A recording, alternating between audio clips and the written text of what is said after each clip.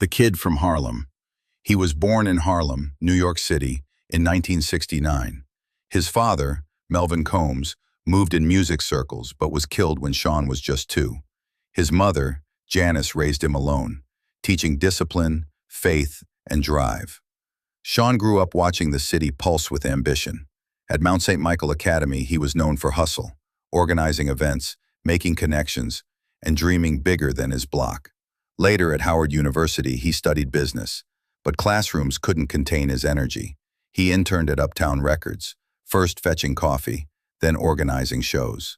When executives noticed his instinct for talent, doors opened. He began promoting parties, shaping sounds, and chasing success with the fire of survival. The Kid from Harlem was about to change American music, the icon of an era. He was more than a musician. He was a movement. From Harlem streets to Hollywood penthouses, Sean Diddy Combs turned ambition into empire.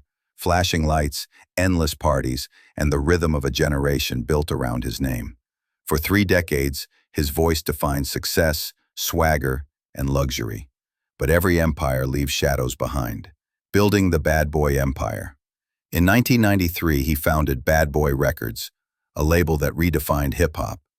With the notorious B.I.G., Mace, Faith Evans, and others, he fused street edge with fashion, music with marketing. He was building more than a label. He was building a legacy. Soon came Sean John Clothing, Ciroc Vodka, and a media empire. Billboards called him King of the Game. Every headline shouted one word: Mogul, the man behind the brand. Behind the lights was precision. Combs controlled every detail: his image, his artists, his empire. He was both star and strategist, mastering how to make success look effortless. But when the brand becomes larger than the man, the truth becomes harder to find. The storm begins. Then came the whispers. Lawsuits, accusations, questions about what really happened behind closed doors. For years, the rumors came and went, buried beneath fame and fortune. But by 2023, the tone had shifted. Court documents surfaced. Stories gained witnesses. And soon the empire that built culture became the center of scrutiny. The investigation unfolds. In early 2024, federal agents raided his Los Angeles and Miami estates. Court filings mentioned allegations of prostitution and trafficking. Combs denied all wrongdoing.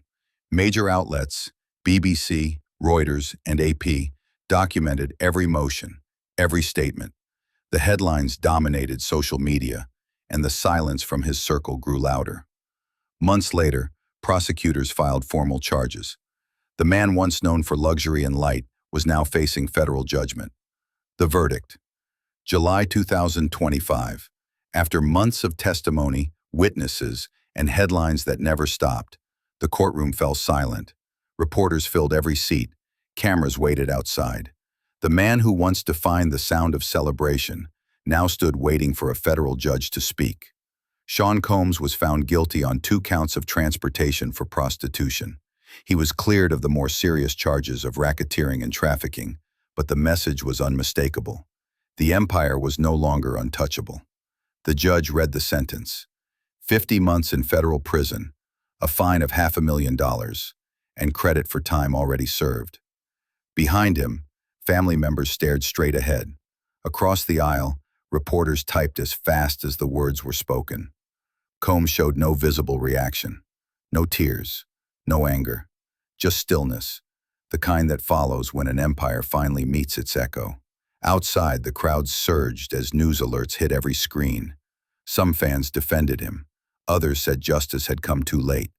But in that moment, inside that courtroom, decades of fame and fortune were replaced by 4 years of confinement. As marshals led him away, the flash of cameras lit the corridor like strobe lights. One last performance he didn't control. The man who once ruled stages, runways, and boardrooms had become another inmate number in the federal system. And with that verdict, the story of Sean Combs, the artist, the mogul, the myth, crossed from legend into consequence. Silence in the spotlight. When the verdict was read, the headlines exploded. And then, almost as quickly, they faded. Endorsements were paused. Partnerships quietly dissolved. Brands that once shouted his name pulled back their voices. His social media accounts went still. The posts stopped. The music remained, streaming endlessly. But the man behind it disappeared from view. In Los Angeles, his mansions stood shuttered behind tall black gates. In New York, the clubs he once dominated played his songs less often, unsure whether nostalgia or controversy would fill the room. His businesses, fashion, media, liquor, all entered a waiting silence. Inside the industry, people whispered. Some defended him, others distanced themselves, but mostly there was absence, a space where his influence had once echoed. Photographers who once chased him through red carpets now scrolled past his name.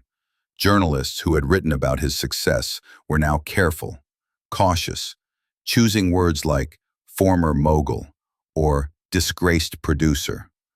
For 3 decades, Sean Combs had built an empire on sound, on being seen, being heard, being everywhere. And now, the world moved on without him.